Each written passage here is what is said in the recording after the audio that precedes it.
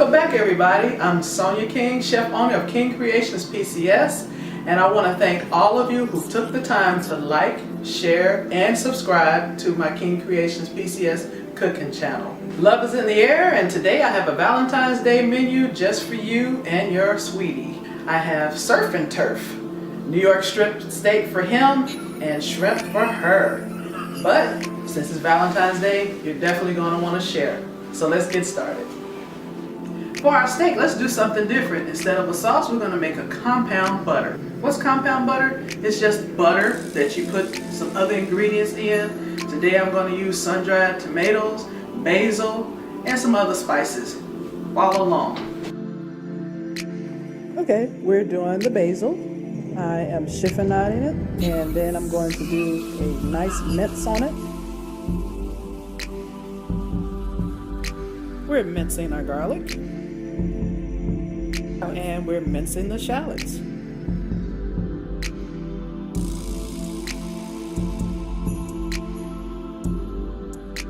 Time to mince the sun-dried tomatoes. Time to put the compound butter together. Okay, we have unsalted butter, adding the ingredients that I've minced up.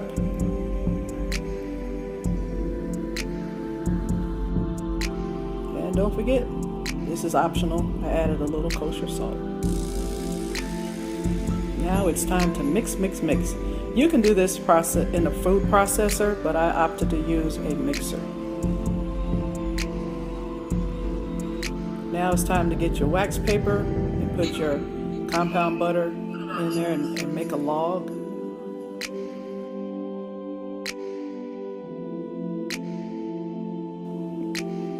Make sure you twist your ends. And then we're going to put it in the freezer. The next dish I'm going to make is to go with the awesome steak. Creamy smashed potatoes.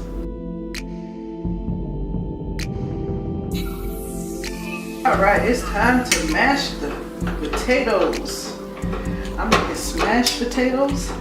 You can take the skins off if you want, but I didn't. You can use whatever kind of potatoes you want. I'm using red skin. You can use the Yukon Gold, or you can even use the Idaho potatoes. It's up to you. Smashing going on in here. I'm going to put some scalded cream and butter. You're going to scald your cream so that you won't kill anybody. Don't want to do that, especially not on Valentine's Day. So it looks a little bit more homemade when you use a potato masher. Okay, so we're gonna put a little salt in there. Yeah. I have some chives. You don't have to if you don't want, but this is what I want. Put some chives in there.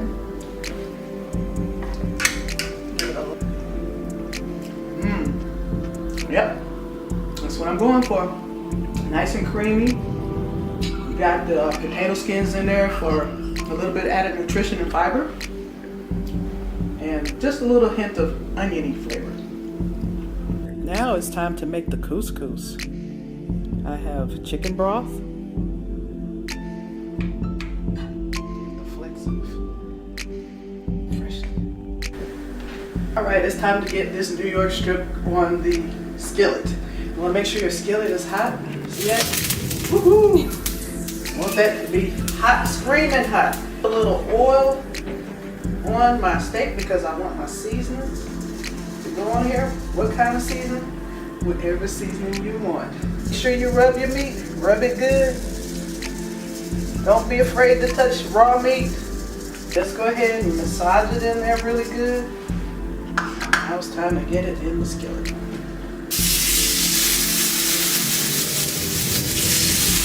That's what you want. You want it here, it's searing, okay? That's what we want. We want it nice and hot.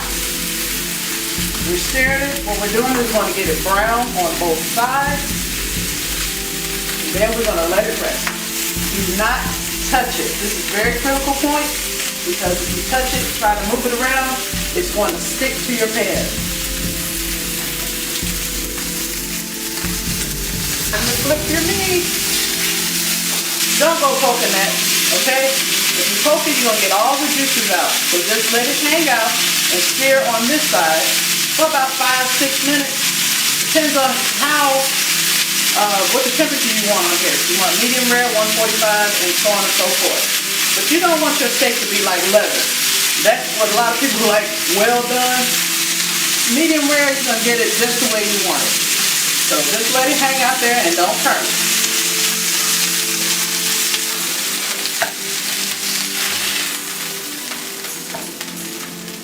Now here's that lovely sun-dried tomato and basil compound butter that you made. Look at that. That's beautiful. That's craftsmanship. You don't have to buy that stuff in the store. You can make it yourself. You saw how easy it was, right? So you can make this at home. Time to put your butter on top of your steak. Look at that. Look at that. Time to put on those wonderful smashed potatoes.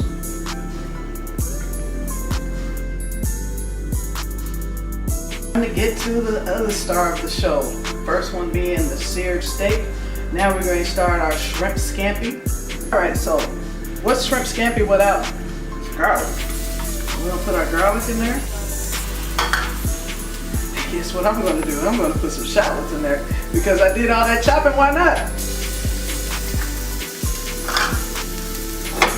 Basically, we want to do let that brown up a little bit, not burn because garlic will burn. You want to make it fragrant, golden brown. Wish y'all had smell-o-vision. Put the shrimp in there. Now, I got medium shrimp, but you can use the jumbo one if you want because it's your creation. We don't want this shrimp to overcook, so let's go ahead and get the rest of our ingredients in there. I have some chicken stock and some wine because I want that. And who doesn't want wine, right? Red pepper flakes. Yum. Most shrimp scampi has regular butter in it, but I'm going to use this lovely compound butter. So I'm just going to put some slices in there, sun-dried tomatoes in there. More shrimp, sun-dried tomatoes. Stir that around. Time to top it off with the cheese. Parmesan. Stir that around. Oh my goodness. I knew this was going to be a good dish when I came up with some ideas looking at Google, and not that I didn't know how to make shrimp scampi, it's just that I wanted to make it my creations, and that's what I want you to do. You want to remember that a recipe is just a guide. You put what you want with it to make it your recipe.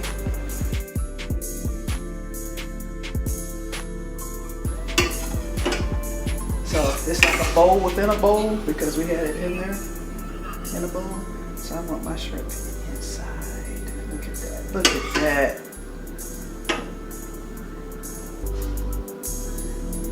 We want some more of that good old sauce on there. Couscous won't be plain anymore.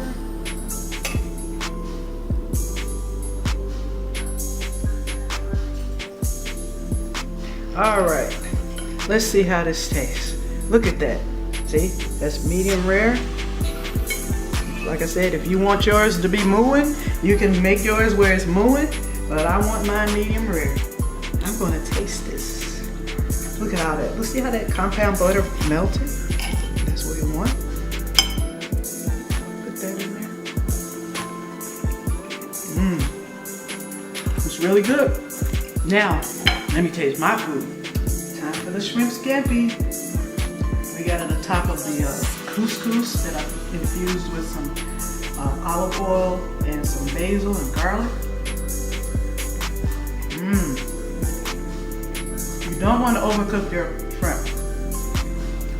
And because you have to eat your vegetables, I made some green beans. And there you have it, 2 great Valentine's dishes for him and for her.